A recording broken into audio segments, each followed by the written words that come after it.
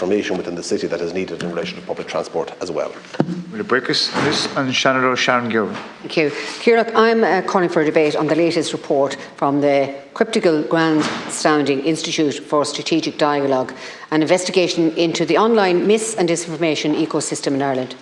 While the parent institute was wholly unknown prior to this report's publishing, the report enjoyed widespread media coverage over the last few days across the Irish Times, the Journal, and RTE, as well as featuring prominently on morning radio shows and news reports. Little scrutiny was done by the media to authenticate the findings within the report. Of course it would, as the report issues dire warnings regarding the claimed increasing prevalence of the media's favourite bogeyman, against whom only they can stand in defence of Ireland and Irish democracy, the ever-present, shadowy and insidious far right.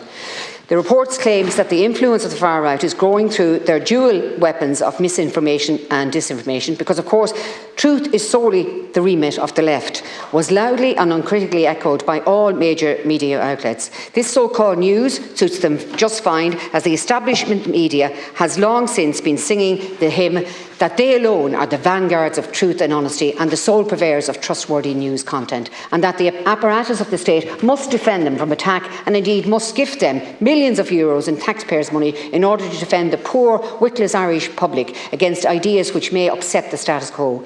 The report itself, of course, isn't worth the paper it's written on. No discerned methodology beyond the trawling of social media accounts for keywords and a pervasive equating of misinformation with things we happen to disagree with.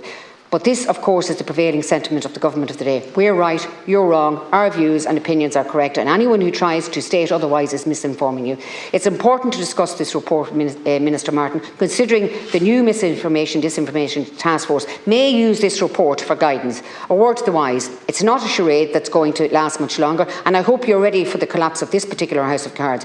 Will it be one rule for the mainstream media and the government of the day, and another one for everybody else? Senator Keogan spoke about a report in relation to who is the master of truth, and I take on board your comments, Senator. Sometimes there's a groupthink element to things that are published, and maybe a lack of critical analysis of what's laid before us, and often I think sometimes without any bad intentions you might have one media outlet takes a particular view, and that can sometimes be replicated because it's the easier route in terms of just getting stuff out. Such is the way the media cycle has gone. But that's not good for debate and discourse and making sure that differing views are aired as well. So I do take on board the comments you've made.